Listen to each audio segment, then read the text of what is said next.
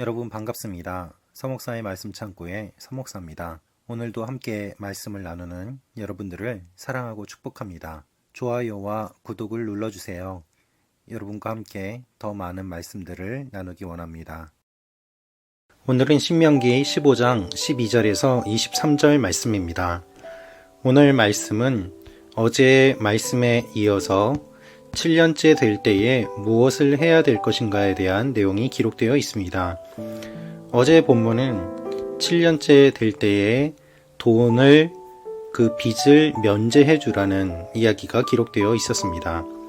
매 7년마다 빚을 탕감해 주라는 말씀이 기록되어 있는데 오늘은 노예를 부릴 때에 7년째 되는 해에는 놓아주어야 된다라고 말씀하고 계십니다. 돈에 관한 이야기를 하셨다면 이번에는 종에 관한 이야기를 하고 계시는 것이죠. 종은 물질이 아니라 사람입니다.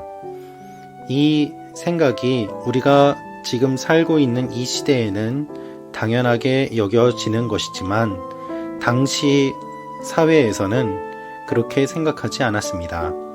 사람과 노예는 별개의 종류라고 생각하고 노예에게 인권이라는 것은 찾아볼 수 없는 그러한 시대였기 때문입니다. 갖고 있던 땅이나 재산들을 어떠한 이유로 인하여 빼앗기게 되고 더 이상 팔 물건이 없을 때 스스로를 팔아 종이 되는 경우도 있었습니다. 그래서 종들은 사회적으로 약자고 경제적으로 빈곤한 사람들이었습니다. 하나님께서는 남자나 여자나 할 것 없이 동료 히브리 사람이 팔렸다면 너는 그가 6년 동안 섬기게 하고는 7년째 되는 해에는 놓아줘야 한다라고 말씀하십니다. 여러분, 오늘 말씀에 전제가 있습니다. 동료 히브리 사람 중에서 팔 것이 없어 자신의 몸을 팔게 되어 종이 된 사람들, 그들이 있을 것인데 그가 6년 동안 섬기게 하고는 7년째 되는 해에는 놓아주라고 말씀하십니다. 13절입니다. 그리고 내가 그를 놓아줄 때는 빈손으로 보내지 마라. 내 양들이나 내 타작마당이나 내 포도주 틀에 있는 것을 그에게 넉넉히 베풀어라. 너희 하나님 여호와께서 너에게 복 주신 것처럼 그에게 주어라. 6년 동안 일을 하고 7년째는 자유롭게 놓아줘야 된다라고 말합니다. 왜 그렇습니까? 같은 동족이기 때문입니다. 어쩔 수 없는 사정으로 종이 되었지만 7년째 될 때에는 놓아줌으로 말미암아 그가 같은 형제였음을 잊지 말라는 주님의 배려가 여기에 담겨 있습니다. 또한 놓아줄 때에는 빈손으로 보내지 말고 넉넉히 베풀어 주라고 말씀하십니다.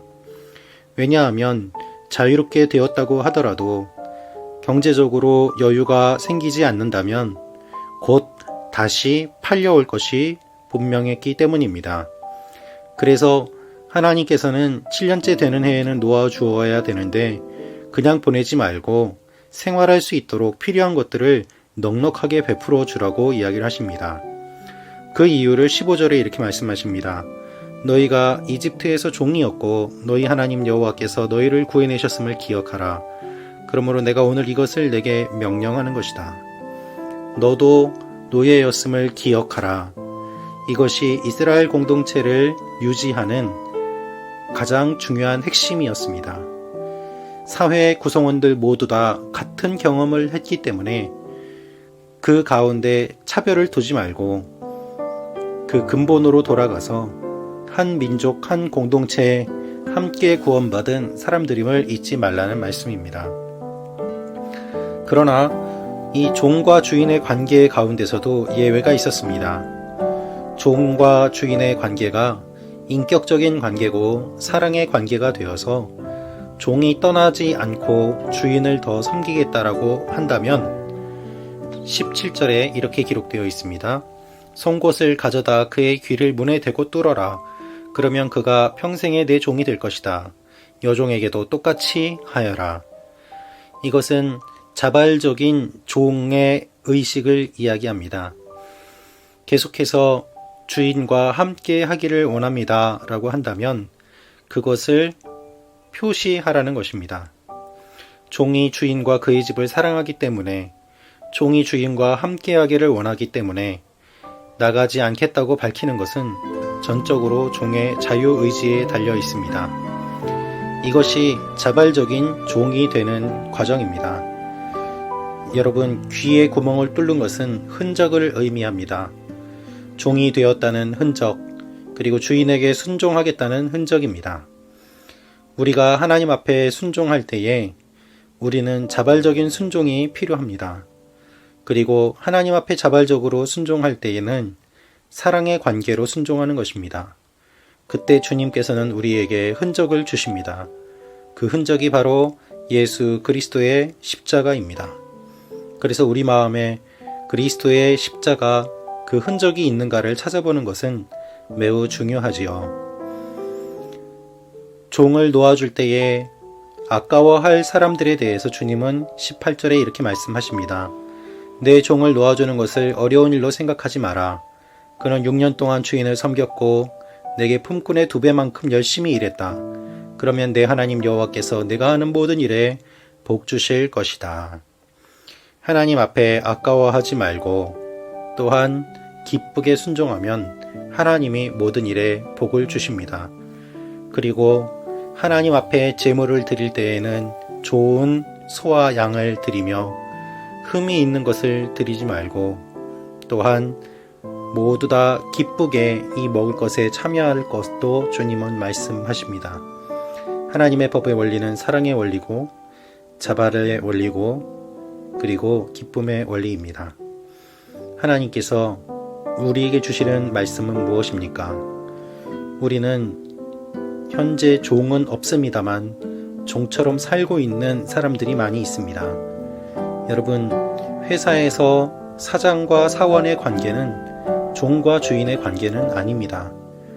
그러나 종처럼 부리는 사람들이 얼마나 많이 있습니까? 악독한 리더들이 있습니다. 또한 경제적으로 어려운 사람들을 착취하는 사람들도 있습니다. 하나님은 그것이 잘못되었다고 말씀하십니다. 사랑의 관계 가운데서 정당하게 일을 하고 정당하게 지불하는 것, 그것이 오늘 말씀을 우리 현대적인 사회에서 적용해 볼 수 있는 부분일 것입니다. 하나님 앞에 아까워하지 않고 성실하게 일하는 사람들을 대우하며 하나님 원리대로 따라서 할 때에 하나님께서는 모든 일에 복을 주실 것입니다.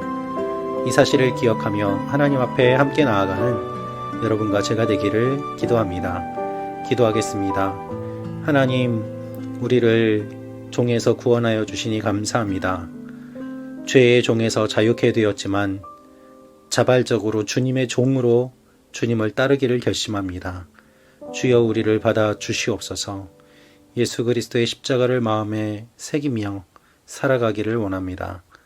주님, 오늘 말씀처럼 사람을 사람으로 대하게 하시고 비인격적인 존재나 종으로 대하지 않게 하여 주옵소서. 하나님 앞에 사랑의 관계로 나아가는 하나님의 자녀들이 되게 하여 주옵소서. 예수님의 이름으로 기도합니다. 아멘.